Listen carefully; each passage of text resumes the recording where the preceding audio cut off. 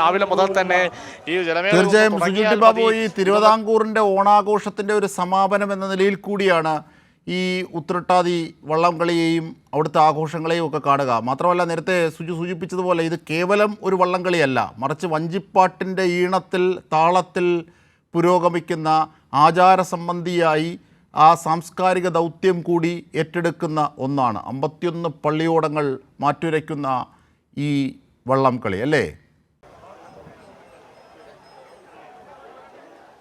തീർച്ചയായിട്ടും അത് തന്നെ. കേവലം മത്സര വള്ളംകളിക്കപ്പുറത്തേക്ക് ഇതൊരു നാടിൻ്റെ തന്നെ ഉത്സവമാണ്. അതിൽ അതിവേഗത്തിലെത്തുക എന്നത് മാത്രമല്ല ലക്ഷ്യം, അതിൻ്റെ ഭംഗി.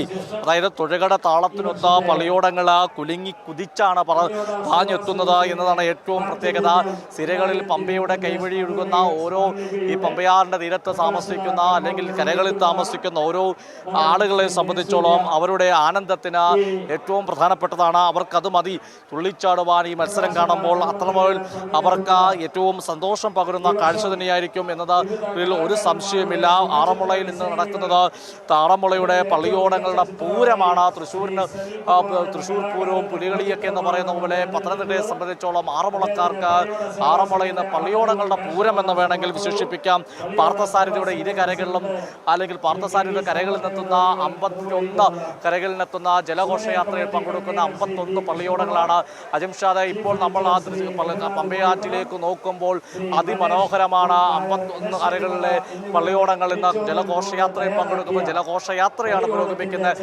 ആ ജലഘോഷയാത്രയിൽ 4 പള്ളിയോടങ്ങൾ വീതമാണ് ക്ഷേത്രക്കടവിലേക്ക് സത്രക്കടവിൽ നിന്ന് യാത്ര തിരിക്കുന്നത്.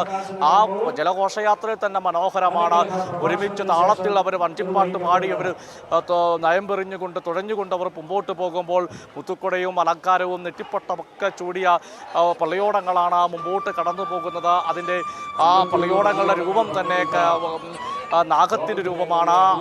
അതിൻ്റെ പല വിശ്വാസങ്ങളുമൊക്കെ അതിൽ പതിപ്പിച്ചിട്ടുണ്ട്. സൂര്യനെയും ചന്ദ്രനെയും പ്രതികരിക്കുന്ന അല്ലെങ്കിൽ അതിനെ പ്രതിദിനം ചെയ്യുന്ന ചില അടയാളങ്ങളുണ്ട്. അങ്ങനെ വിശ്വാസങ്ങളുടെ ഭാഗം കൂടിയാണ് ഈ ഓരോ പള്ളിയോടങ്ങൾ. ആ പള്ളിയോടത്തിലെത്തി തുഴയുന്ന ആളുകളുടെ ജാതിയോ മതമോ ഒന്നുമല്ല.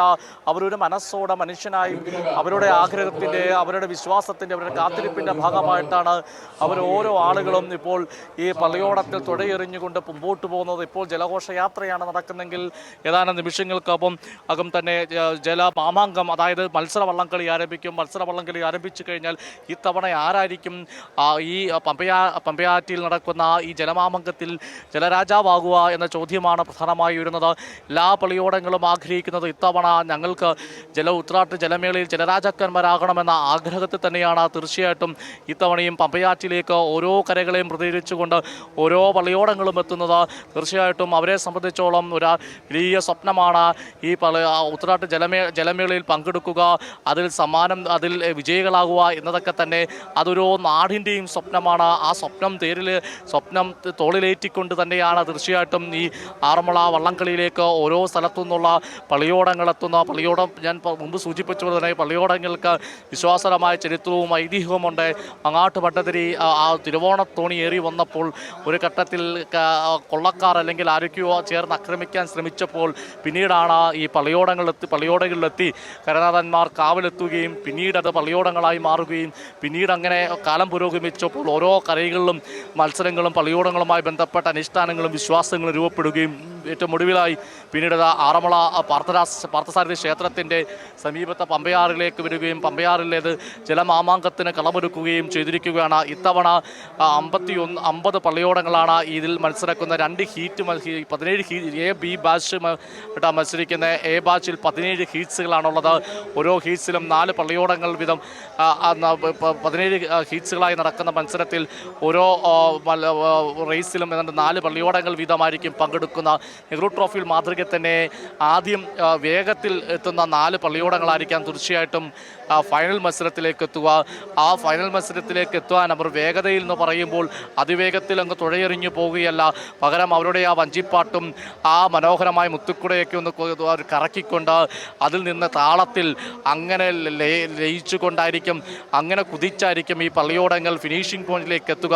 മറ്റു പള്ളിയോടങ്ങൾ പോലെ മത്സരങ്ങൾ പോലെ വേഗത മാത്രമല്ല, ആ തരത്തിൽ എത്തുന്നത് കാഴ്ച തന്നെ അതിമനോഹരമാണ്. ഇപ്പോൾ തന്നെ നമ്മൾ ആ ജലഘോഷയാത്രയിലേക്ക് നോക്കുമ്പോൾ ഈ പള്ളിയോടങ്ങൾ നിരനിരയായി അങ്ങനെ പോകുന്ന കാണുമ്പോൾ പമ്പയാറിൻ്റെ കരകളിൽ നിൽക്കുന്ന മരങ്ങൾ ഈ പ്രകൃതി ഭംഗിയുടെ അതിനിടയിൽ കൂടെ നോക്കുമ്പോൾ അതിമനോഹരമാണ് ദൃശ്യങ്ങൾ. നമ്മൾ ഫിനിഷിംഗ് പോയിന്റിൽ നിന്ന് ഇപ്പോൾ ഫിനിഷിംഗ് പോയിന്റ് സത്രക്കടവിൽ നിന്ന് എല്ലാ പള്ളിയോടങ്ങളും ക്ഷേത്രക്കടവിലേക്ക് യാത്ര തിരിച്ചിരിക്കുകയാണ്. ആ പോകുന്ന കാഴ്ചയാണ് നമ്മൾ തത്സമയം കണ്ടുകൊണ്ടിരിക്കുന്നത്.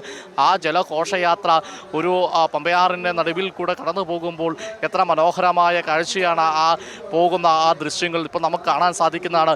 അങ്ങനെ കണ്ടെത്താ ദൂരത്തേക്ക് ഒരു പൊട്ടുപോലെ പോകുമ്പോഴും ഈ പള്ളിയോടങ്ങളുടെ ആ സൗന്ദര്യം ഇതിൽ നിന്നൊക്കെ തന്നെ വ്യക്തമാണ്.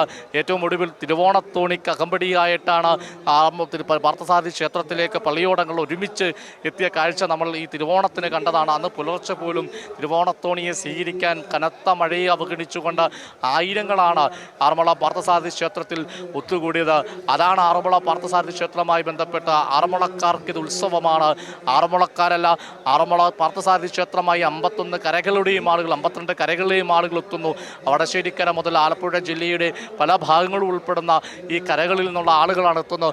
അവർ വഞ്ചിപ്പാട്ടിന്റെ ഗരിമയിൽ ഉത്രട്ടാതി വള്ളംകളി അല്പസമയത്തിനകം 51 പള്ളിയോടങ്ങളാണ് മാറ്റുരയ്ക്കുന്നത്. അവിടെ നിന്നുള്ള ദൃശ്യങ്ങൾ ഒപ്പം വിവരങ്ങളുമാണ് സുജു ടി ബാബു നൽകിയത്.